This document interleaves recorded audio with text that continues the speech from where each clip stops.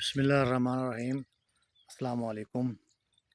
जी दोस्तों, आज की इस वीडियो में इंशाल्लाह हम बात करेंगे कि इस वक्त गंदम को किस चीज़ की ज़रूरत है, इसकी हिफाजती इक़दामात क्या हैं।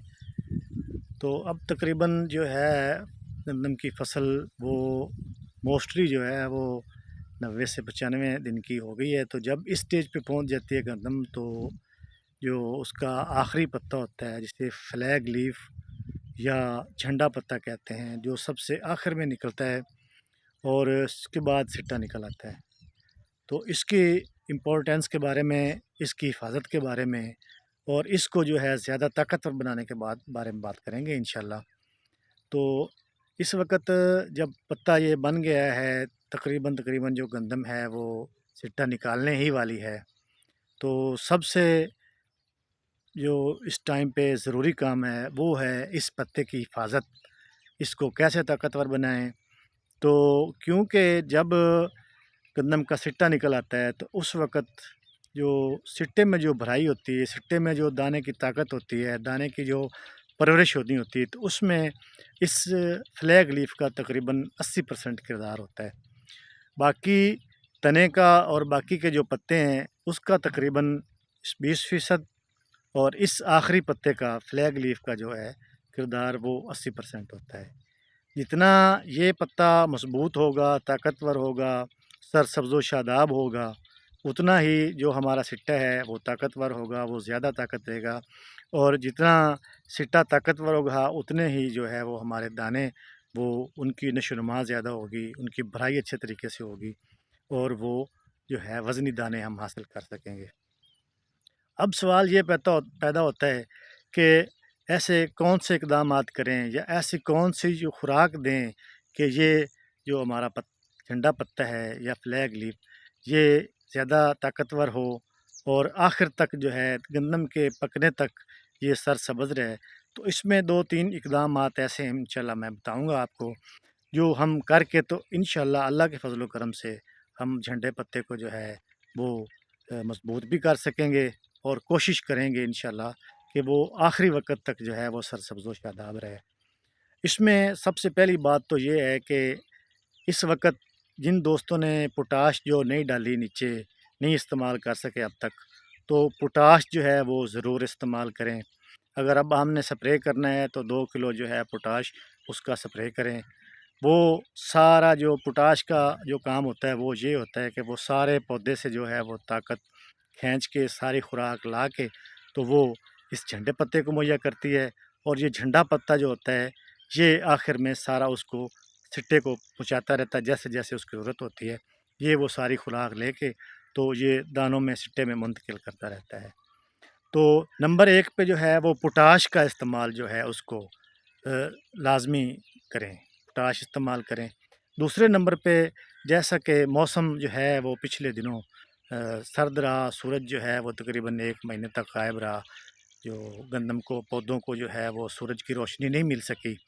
तो ये पौधों ने ही खुराक बनानी, पत्तों ने खुराक बनानी होती है, तने से खुराक लेके तो पत्तों ने खुराक बनानी होती है जो बतदरीज वो सिट्टे में मुंतकिल करते हैं। तो धुंध और जो ये मौसम था सख्त लो टेम्परेचर की वजह से जितनी खुराक पौधे को चाहिए होती है या जितनी वो आम रूटीन में पौधे बनाते हैं वो उतनी नहीं बना सके। तो इसलिए जो है वो हमें इजाफी खुराक की ज़रूरत है। पोटाश, NPK, एमाइनो एसिड और बोरान, ये चीज़ें हैं जी इस वक्त इस्तेमाल करने के लिए। जिन भाइयों की गंदम ज़रा कमज़ोर है वो उसको जो है वो 2 किलो 3 किलो यूरिया का भी इस्तेमाल कर सकते हैं स्प्रे के लिए। तो बाकी मेन चीज़ें ये हैं जो मैंने अभी आपको बताई हैं। पोटाश जो है वो भराई में काम आएगी। एमाइनो एसिड जो है वो भी सारी खुराक को पौधे से मुंतकिल करेगा फ्लैग लीफ में, और फ्लैग लीफ से फिर बदतरीज जो है वो दाने को मिलती रहेगी। बोरान जो है वो पौधे को, ये जैसे आजकल मौसम जो है वो मौसम की तब्दीली जो है वो बड़ी इस दफ़ा इतनी सर्दी पड़ी कि जितना जो है वो हमें इतनी उम्मीद नहीं होती, या नॉर्मल जो हालात हैं पिछले सालों में वो इतने नहीं सर्दी पड़ी। تو ایک دم سے سردی زیادہ آ گئی، ٹمپریچر بہت لو ہو گیا، میدانی علاقوں میں بھی 4-5 تک پہنچ گیا دن کا ٹمپریچر۔ اسی طرح سے جو ہے وہ آگے فروری کے اینڈ میں یا مارچ کے شروع میں ہو سکتا ہے کہ گرمی پڑ جائے زیادہ، جتنی ہم گرمی جو ہے وہ اس دفعہ نہیں سمجھ رہے کہ شاید سردی زیادہ تھی تو گرمی لیٹ آئے، تو ہو سکتا ہے کہ گرمی زیادہ پڑ جائے۔ تو اس وجہ سے گرمی سے بچانے کے لیے جو ہے وہ اس کا بوران کا جو ہے وہ کردار ہے، بوران کا سپرے کریں گے تو وہ انشاءاللہ جو ہے پودے کو گرمی سے بچائے گا۔ اور اس کے ساتھ ساتھ میں ایک بہت ہی نہایت اہم چیز جو ہے وہ پہلے بھی ذکر ہوتا رہا ہے کہ یہ جو ویدر کلائمیٹ ہے اس کے حساب سے جو سرگاب ہے وہ بڑی بہترین چیز ہے، وہ بہت ہی نہایت ہی اچھی قسم کا بایو اسٹیمولنٹ ہے۔ وہ آپ ضرور جو ہے بہت ساری چیزیں ہم آزماتے رہتے ہیں، کرتے رہتے ہیں، تو جو سرگاب ہے وہ آپ ایک دفعہ آپ دوستوں سے میری گزارش ہے کہ آپ ایک دفعہ وہ ضرور استعمال کریں۔